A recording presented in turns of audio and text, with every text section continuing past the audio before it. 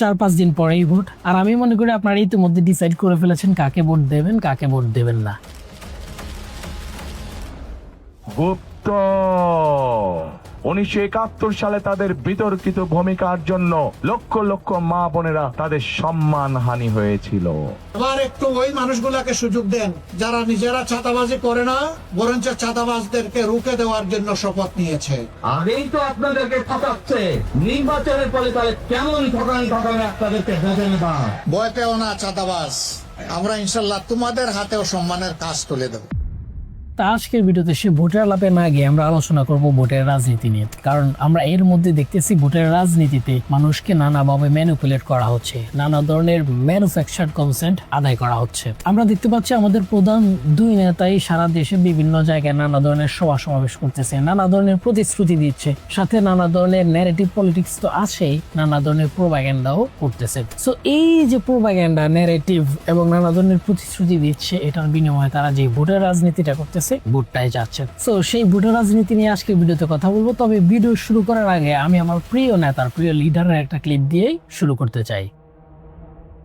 সামনে একটা নির্বাচন আছে, তুমি তোমার আব্বু আম্মুকে বলবে যে আঙ্কেলের সাথে আমার কথা হয়েছে, আঙ্কেল বলেছে, আঙ্কেলরা সরকার দায়িত্ব পেলে এইভাবে আমাদের শিক্ষার ব্যবস্থা করবে। তোমার আব্বু আম্মু, চাচা চাচি সবাইকে তুমি চেষ্টা করবে কনভিন্স করার জন্য যাতে ধানের শীষে ভোট দেয়। যদি আমরা না করি তাহলে পরের বার তুমি আর আমাদেরকে ভোট দিও না, হয়ে গেল, একবার ট্রাই করো। খুব সুন্দর না? একেবারে সিম্পল হিসাব, মানে পানির মতো সোজা, যে আমি যদি 5 বছর তোমার মন মতো কাজ করতে না পারি তাহলে তুমি আমাকে ভোট দিও না। সিমিলার আরেকটা ক্লিপ দেখেন। তো এখন আমার কোয়েশ্চেনটা হচ্ছে, আপনাদের পরিকল্পনাগুলো কি শুধু প্রতিশ্রুতির মধ্যে সীমাবদ্ধ থাকবে নাকি আপনারা বাস্তবায়ন করবেন? এবং আপনার দল যদি ক্ষমতায় আসে, আগামী বাংলাদেশ নিয়ে যে পলিসিগুলো আছে ওইগুলো আমাদেরকে কিভাবে এনশিওর করবেন যে আপনারা এগুলো বাস্তবায়ন করবেন? বিষয় হচ্ছে, দেখেন আমরা তো একটা political party, I will be totally honest with you. আমি আজকে বললাম একটা কিন্তু করলাম না, পরশুদিন আপনি আমাকে ধরবেনই। আপনি যদি এবার আমাকে ভোট দেন, পরের বার আপনি ভোট দিবেন না আমাকে, ব্যাপারটা তাই না? খুব সুন্দর না? মানে এর চাইতে সহজ উত্তর আর কি হয়, বা এর চাইতে যুক্তিসঙ্গত উত্তর আর কি হয়? আমি কাজ করতে না পারলে, তোমার যদি আমার ভালো না লাগে, আমার 5 বছরে যদি তুমি স্যাটিসফাই না হও, তুমি আমাকে ভোট দিও না, তাহলে আমি আর ক্ষমতা আসতে পারবো না, অন্য কেউ ক্ষমতা আসবে, অন্য কাউকে নির্বাচিত করো। মানে এর চাইতে যুক্তিসঙ্গত বা লজিক্যাল বা ইজি উত্তর তো আর হতে পারে না। খুবই সিম্পল এবং যুক্তিসঙ্গত, তাই না? আমাদের বিহারি ভুইঙ্গা ফাহাম আব্দুল সালাম, মানে ফাহাম ভাইও তার বিভিন্ন টক শো এবং পডকাস্ট গুলোতে বলে থাকে যে খুব সিম্পল এসব, যে নাগরিকদেরকে তুমি ভোট দিতে যাও, তারা যাকে পছন্দ হবে না তাকে সে ভোট দিবে না, তাকে সুযোগ দাও, 5 বছর পর তার কাছে পছন্দ না হলে তাকে ভোট দিও না। বাই দ্য ওয়ে, ফাহাম ভাইকে আমি বিহারি ভুইঙ্গা বলি না, উনি নিজেই নিজেকে বলে। কিন্তু এই যে খুব যুক্তিসঙ্গত ন্যারেটিভ বা খুব যুক্তিসঙ্গত উত্তর যে ওকে 5 বছর যদি আমি তোমার জন্য কাজ করতে না পারি, আমার প্রমিস আমি রাখতে না পারি, তাহলে আমাকে ভোট দিও না, খুব লজিক্যাল, তাই না? উত্তর হচ্ছে না। এটা হচ্ছে যুক্তির আড়ালে যুক্তির সঙ্গে প্রতারণা। ইংরেজিতে বলা হয় লজিক্যাল ফ্যালাসি। লজিক্যাল ফ্যালাসি মানে হলো একটা ভুল যুক্তির কৌশল, যেটা শুনতে যুক্তিসঙ্গত লাগে কিন্তু বাস্তবে ভুল বা ধোঁকাবাজি। বিখ্যাত লেখক জর্জ অরওয়েল বলেন, political language is design to make life sound truthful and murder respectable. অর্থাৎ রাজনৈতিক ভাষা এমন ভাবে তৈরি করা হয়েছে যাতে মিথ্যা সত্য শোনায় এবং খুনকে সম্মানজনক করে তোলা যায়। এখন আসেন, এই যে তারেক সাহেব যুক্তি দিচ্ছেন যে 5 বছর পর আমি যদি তোমাদের এক্সপেকটেশন অনুসারে কাজ করতে না পারি, আমাকে ভোট দিও না, এটা কিভাবে লজিক্যাল ফ্যালাসি কিংবা এটা কিভাবে পলিটিক্যাল ল্যাঙ্গুয়েজ, সেটা ব্যাখ্যা করি। ফার্ম বাইরের পুরো ফ্যামিলি থাকে অস্ট্রেলিয়া, তারেক রহমান শুধুমাত্র বেগম খালেদা জিয়া ছাড়া পুরো ফ্যামিলি লন্ডনে থেকে আসছে 15 বছর যুক্তরাজ্যে। আচ্ছা বলেন তো, অস্ট্রেলিয়া কিংবা যুক্তরাজ্য কিংবা আমেরিকা কিংবা নিউজিল্যান্ড, অস্ট্রেলিয়া, ওই পশ্চিমা দেশগুলাতে মানুষ যেভাবে ভোট দিতে পারে, বাংলাদেশের মানুষও কি একইভাবে ভোট দিতে পারে? বা পশ্চিমা দেশগুলোর মানুষের ভোটাধিকারের যে স্ট্যান্ডার্ড, বাংলাদেশের মানুষের ভোটাধিকার স্ট্যান্ডার্ডও কি একই রকমের? কিংবা পশ্চিমাদের নাগরিকদের যে সচেতনতার লেভেল, বাংলাদেশের নাগরিকদের সচেতনতার লেভেল ওই একই রকম? বা আরো যদি এভাবে বলি যে পশ্চিমাদের ভোট দেওয়ার যে পরিবেশ, বাংলাদেশেও কি ভোট দেওয়ার ওই একই রকম পরিবেশ থাকে বা একই রকম পরিবেশ রয়েছে? উত্তর হচ্ছে পাগল হয়ে হ্যাঁ বলবে না।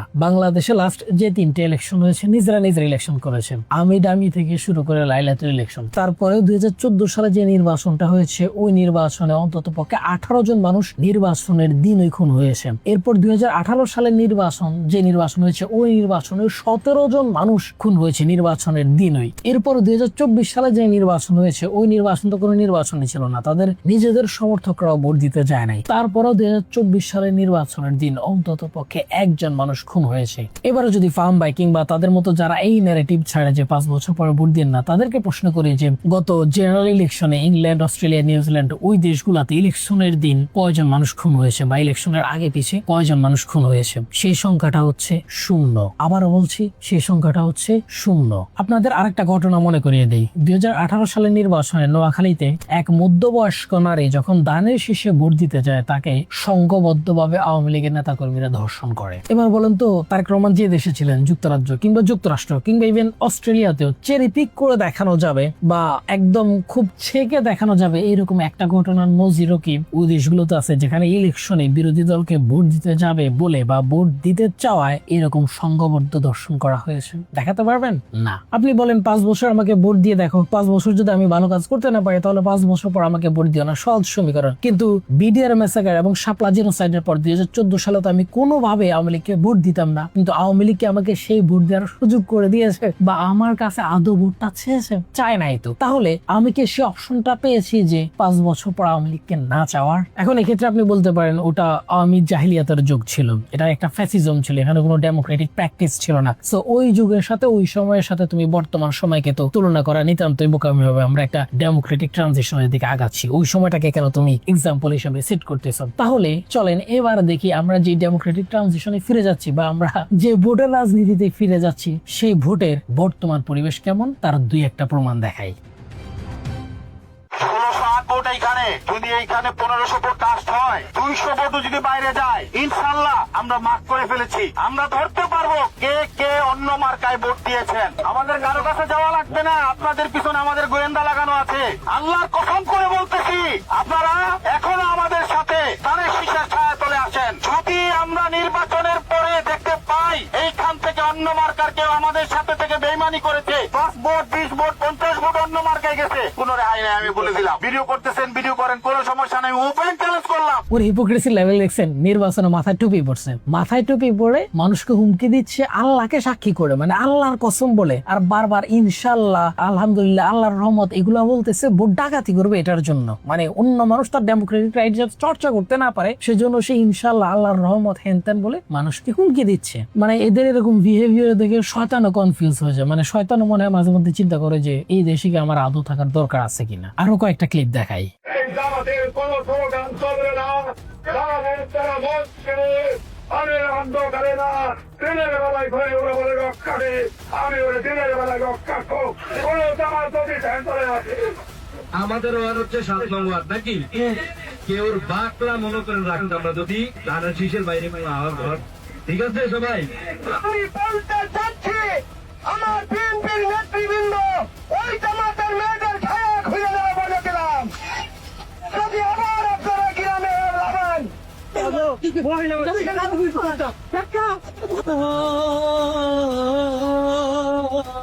পয়লা মানুষ ঘর থেকে বেরিয়ে বেরিয়ে জামাতের পাইছেন কই? না আপনারা ঘরে থাকবেন, এই যে জামাতের পক্ষে আইছেন।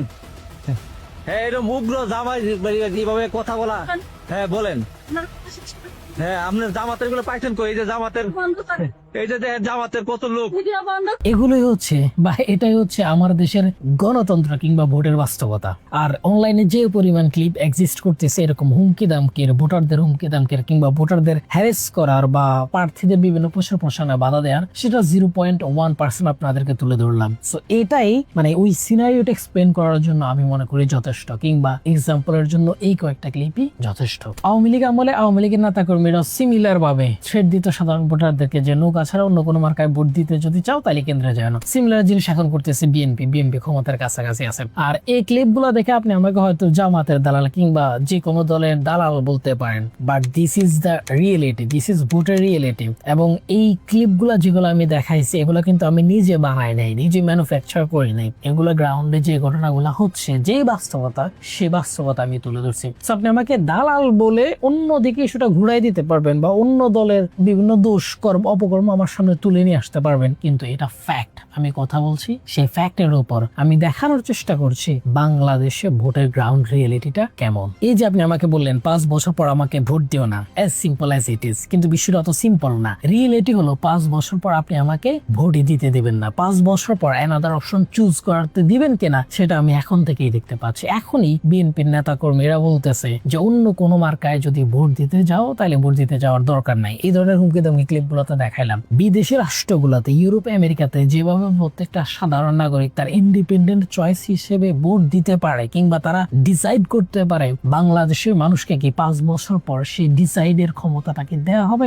সেই সম্ভাবনা খুবই ক্ষীণ। আপনি আমাকে বলেন যুক্তরাজ্য, যুক্তরাষ্ট্র, অস্ট্রেলিয়া, নিউজিল্যান্ড, আয়ারল্যান্ড বা ওদের ওই সভরেন ইউরোপীয় ইউনিয়নের যে সভরেন দেশগুলো, ওদের দেশগুলোতে যে ভোট হয়, কখনো কি একবারের জন্য শুনেছেন কোনো কেন্দ্র দখল হয়েছে? আর বাংলাদেশের দিকে তাকান, বাংলাদেশের গত 50 বছর ইতিহাসে যত নির্বাচন হয়েছে এমন কোন নির্বাচন হয় নাই যে নির্বাচনে কেন্দ্র দখল হয় নাই, মারামারি দখল হয় নাই, ব্যালট বক্স বিভিন্ন জায়গায় পাওয়া যায় নাই। সো বাংলাদেশের ভোটের বাস্তবতা বা বাংলাদেশে আপনারা যত সিম্পলি ইকুয়েশন করতেছেন যে 5 বছর পর ভোট দিও না, রিয়েলিটি হচ্ছে 5 বছর পর আপনারা আমাদের থেকে ভোটটা নিবেন না, আমাদের থেকে মতামত দেওয়ার সুযোগ দিবেন না। সো এটাই হচ্ছে লজিক্যাল ফ্যালাসি, যেখানে যুক্তিসঙ্গত মনে হলেও বাস্তবতা অন্য কিছু বলে বা বাস্তবতা সেই যুক্তিকে সমর্থন করে না। এখানে হচ্ছে অনেক বড় ধোঁকা, কারণ রাজনৈতিক দলগুলো ভালো করে জানে বাংলাদেশের ভোটের বাস্তবতা কি। ফার্ম বাইরা কিংবা তারেক রহমান যে যুক্তি দেখাচ্ছে বা যত সিম্পলি বলতেছে, তারাও খুব ভালো করে জানে বাংলাদেশে কিভাবে ভোটটা হয়। আর এই যে বললাম এটা খুব যুক্তিসঙ্গত মনে হলো, এটা হচ্ছে পলিটিক্যাল ল্যাঙ্গুয়েজ, যেখানে জর্জ অরওয়েল বলেন এই ল্যাঙ্গুয়েজটাই ডিজাইন করা হয় ওইভাবে মানুষকে ম্যানিপুলেট করার জন্য, যাতে মিথ্যাকেও সত্যের মতো শোনায় এবং মার্ডারের মতো অপরাধকেও ন্যায্য বলে বা মার্ডারের মতো অপরাধকেও বৈধতা দেওয়া হয় এই পলিটিক্যাল ল্যাঙ্গুয়েজের মাধ্যমে। সো এই ল্যাঙ্গুয়েজ গুলা ডিজাইন করে, এই পলিটিক্যাল ভাষাগুলা যেগুলা সাধারণ মানুষের বোঝা খুব কঠিন, এই ডিজাইন গুলা করাই হচ্ছে মানুষকে ম্যানিপুলেট করার জন্য। এরপর দেখেন বাংলাদেশের মানুষের ব্রেনের যে ঘু অবস্থা, ওরা কালকে কি করছে এটা আজকে বলে যায়। আর এই গত 5 বছর বিএনপি কি কাজ করছেন ওই জিনিসটা মনে রাখতে পারবে বা ওই জিনিসটা মনে রাখবে। 5 বছর বাদ দিয়ে আপনাদেরকে আজকে থেকে 2 বছর আগের ঘটনা রিমাইন্ড করতে বলি। 24 সালে যে আওয়ামী লীগ নির্বাচন করছে, তাদের নির্বাচনের আগে তো একটা ম্যানিফেস্টো ছিল। আচ্ছা বলেন তো আপনারা কে বলতে পারবেন আওয়ামী লীগের 24 সালের ম্যানিফেস্টোতে নির্বাচন ইশতেহারে কি ছিল? কেউ বলতে পারবেন? আমি শিওর 99.99% লোকই বলতে পারবেন না। আওয়ামী লীগ গত 15 বছর এত নির্মম নির্যাতন করে গেছে, গুম খুন থেকে শুরু করে হেন কোনো অপরাধ নাই আওয়ামী লীগ করে নাই। আওয়ামী লীগের যে 15 বছরের রেজিম, এটাকে আওয়ামী জাহিলিয়াতের নাম পর্যন্ত দেওয়া হয়েছে। তো এই আওয়ামী লীগ জাস্ট এই 1 থেকে 1.5 বছর ক্ষমতার বাইরে। ইউনূস সরকার এই প্রশাসনিক ব্যর্থতার কারণে মানুষ এখন আওয়ামী লীগের পক্ষে নেগেটিভ উৎপাদন করতে শুরু করে আসে, আওয়ামী লীগকে ভালো টালো বলতে শুরু করেছেন। আর কোনো মতে যদি আগামীতে যারা সরকার ফর্ম করবে তারা যদি কোনোভাবে ব্যর্থ হয় বা ভালো প্রশাসনিক কাঠামো দাঁড় করাইতে না পারে, দেশকে একটা স্টেবল জায়গায় না নিয়ে যেতে পারে, এরকম বিশৃঙ্খল আরো বেড়ে যায়, আরো নৈরাজ্য সৃষ্টি হয়, তখন কিন্তু মানুষ আওয়ামী লীগকে ভগবানের চেরাই না বসাবে যে না ভাই আওয়ামী লীগ ভালো ছিল, আওয়ামী লীগকে নিয়ে আয়। এখন আওয়ামীপন্থী যারা আছে, বামপন্থীরা তো এখনই অলরেডি সে ন্যারেটিভ তোলা শুরু করছে যে না ভাই আওয়ামী লীগ ভালো ছিল, আপারে নিয়ে আসো। সো এইরকম পজিশনে যখন মানুষ 1 থেকে 1.5 বছরের মধ্যে ওই জাহিলিয়াত ভুলে যাইতে পারেন, 5 বছর পর আপনি কি করছেন না করছেন এটা মানুষ মনে রাখবে। মানুষ যদি মনে রাখতো তাহলে বিগত বছরগুলোর সময়গুলা দিয়ে আপনাদেরকে জাজ করতো, নতুন করে বলা লাগতো না যে ওকে এই কাজ করবে, আমরা এই জন্য তাকে ট্রাস্ট করতে পারি। সো এটা জাস্ট একটা পলিটিক্যাল ল্যাঙ্গুয়েজ, এটা ডিজাইন করা হয়েছে মানুষকে বোকা বানানোর জন্য। সো এটা তো একটা পলিটিক্যাল ল্যাঙ্গুয়েজ বা একটা ন্যারেটিভের এক্সাম্পল দিলাম। এরকম শত ন্যারেটিভ রাজনৈতিক দলগুলো মাঠে প্রসার করে যাচ্ছে, যেগুলো নিয়ে আলাদা করে কথা বলা যেতে পারে। তবে পলিটিক্যাল ল্যাঙ্গুয়েজ কিভাবে ডিজাইন করা হয় বা কিভাবে কাজ করা হয়, এই একটা এক্সাম্পলই যথেষ্ট। তবে আরেকটা উদাহরণ দেই, বাংলাদেশের আরেকটা ডেমোক্রেটিক পার্টি, মানে ডেমোক্রেটিক রাজনীতি যারা করতেছে, জামায়াত ইসলামী, তারাও নানা ধরনের ন্যারেটিভ পলিটিক্স করতেছে। যেমন তাদের একটা প্রমিনেন্ট ন্যারেটিভ পলিটিক্স হচ্ছে একেও দেখেছেন ওকেও দেখেছেন, এবার অন্তত পক্ষে আমাদেরকে দেখেন, সাথে করে ইনক্লুড করতেছে যে আমরা যদি ক্ষমতায় আসি দেশে শরিয়া কায়েম হবে বা আমরা ইসলামপন্থী দল, শরিয়া ভিত্তিক রাষ্ট্র তৈরি হবে। তো ইসলামপন্থী যারা আছেন তারা আমাদেরকে ভোট দিন। মানে সহজ করে বলে ন্যারেটিভটা এমন যে একেও দেখছেন ওকেও দেখছেন, এবার আমাকে দেখেন, আমরা যদি ক্ষমতায় আসি শরিয়া ভিত্তিক রাষ্ট্র তৈরি করব। কিন্তু এটাও একই ধরনের লজিক্যাল ফ্যালাসি। এই ফ্যালাসির অন্যতম, এটা লজিক্যাল ফ্যালাসি কেন বলছি, এটার অন্যতম প্রমাণ পাবেন জামাতের দিকে তাকালে, জামাতের পলিটিক্স এর দিকে তাকালে। জামাত টোটালি একটা ডেমোক্রেটিক পলিটিক্স করতেছে। এক্ষেত্রে ম্যাক্স ওয়েভারের একটা তত্ত্ব বা এক্ষেত্রে ম্যাক্স ওয়েভারের একটা উক্তি মনে পড়ে যায়। সেখানে ম্যাক্স ওয়েভার বলেন পলিটিক্যাল দলগুলোর বা রাজনৈতিক দলগুলোর প্রধান উদ্দেশ্যই থাকে ক্ষমতা দখল করা ও ক্ষমতা নিয়ন্ত্রণ করা। তো এই তত্ত্ব অনুসারে আপনি যদি জামাতের দিকে তাকান তাহলে জামাত টোটালি একটা ডেমোক্রেটিক পার্টি, আর তারা ক্ষমতায় যাওয়ার জন্য বা ক্ষমতা দখল করার জন্য সব ধরনের নেগোসিয়েশন করে অলরেডি বসছেন। ইভেন তাদের আদর্শের অনেক জায়গাতেও তারা নানা ধরনের ছাড় দিয়েছে বা স্যাক্রিফাইস করেছে।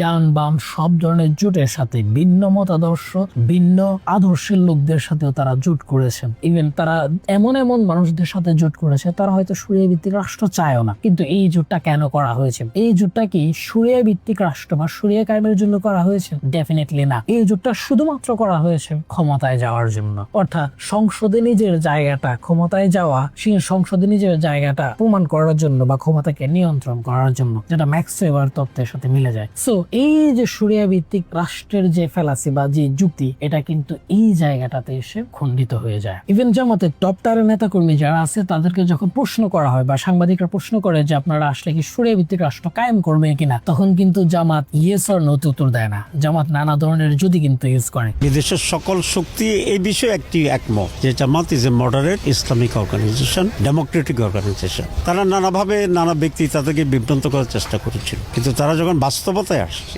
জামাতের অ্যাক্টিভিটিসকে যখন তারা ফলো করেছে, জামাতের ডেমোক্রেটিক পার্টিসিপেশনকে যখন তারা বিবেচনা করেছে, তখন তারা কনভিন্সড হয়েছে সকলেই যে জামাত একটি মডারেট ডেমোক্রেটিক ইসলামী দল। জামাত নানা ধরনের ব্যাখ্যা দেওয়ার চেষ্টা করে। ইভেন জামাত শরিয়া ভিত্তিক রাষ্ট্র বলার চাইতে এখন কল্যাণ রাষ্ট্র বলতে স্বাচ্ছন্দ্য বোধ করে। কিন্তু জামাত যেই ন্যারেটিভ পলিটিক্স করতেছে বা মুসলিম মেজরিটির যে ভোট, সেই ভোটটা নিজের দিকে নিয়ে যাওয়ার জন্য এই ধরনের ন্যারেটিভ পলিটিক্স করতেছে, যেখানে তারা শরিয়া ভিত্তিক রাষ্ট্রের বা শরিয়ার স্বপ্ন মানুষকে দেখাচ্ছে, যেটা তাদের বর্তমান রাজনীতির সাথে বা তাদের যে ডেমোক্রেটিক পলিটিক্স সেটার সাথে কিন্তু সাংঘর্ষিক। ইভেন তারা এখানে ওই যে আবার বললাম ম্যাক্স ওয়েভারের তত্ত্বটাই খাটে, যেখানে হচ্ছে তাদের বর্তমান রাজনীতির উদ্দেশ্য হচ্ছে ক্ষমতায় যাওয়া, নট শরিয়া।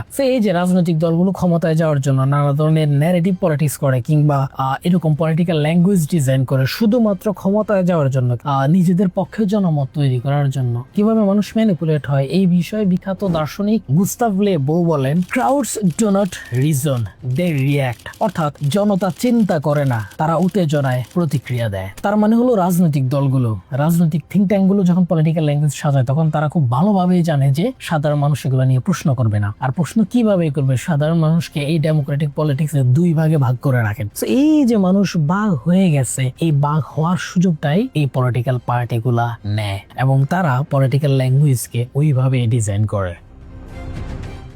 হান্না আরেন্ট বলেন, সবচেয়ে বিপজ্জনক নাগরিক সে নয় যে অন্ধ সমর্থক, বরং সে যে সত্য আর মিথ্যার পার্থক্য করতেই ভুলে গেছে। হান্না আরেন্টের এই উক্তির রিলেভেন্স আপনি আপনার চারপাশে অহরহ দেখতে পাবেন। মানুষ তার দলের অন্যায় অপকর্মকে কিভাবে সাফাই গায়। মানুষ ইভেন তার দলের একটা অন্যায় জানার পরেও সেটা সাফাই গায়, কারণ একসময় মানুষ সেই সত্য এবং মিথ্যার পার্থক্য করতে ভুলে যায়। আর যারা এই ধরনের সমর্থক আছে, যারা অন্ধভাবে একটা দলের অন্যায়কে সমর্থন করে যান, এরা সেই দলের জন্য কখনো মঙ্গলকর না, বরং এরা সেই দলের সবচাইতে ক্ষতিকর এবং লাইবিলিটিতে পরিণত হয় একটা সময় গিয়ে। আমাদের দেশের পলিটিক্যাল পার্টিগুলোর বা পলিটিক্যাল নেতাগুলোর আরেকটা বন্ডামি দেখবেন, সারা বছর ইসলামরে গালি দেয়, ইসলামিস্টদেরকে গালি দেয়, মুসলমানদেরকে নানা ধরনের গালি বিদ্রুপ, হিজাব, পর্দা, টুপি নিয়ে নানা ধরনের কুটো কথা বলেন। কিন্তু নির্বাচনের সময় আসলে ইন্টারেস্টিংলি যারা মুসলমানদেরকে গালি দেন, নানা ধরনের বিদ্রুপ করে, নির্বাচনের সময় আসলে মাথায় টুপি দিয়ে উলিয়া উলিয়া হয়ে যায়। 24 ঘন্টা এদের মাথায় টুপি থাকে, মাথা থেকে টুপি আর নামে না।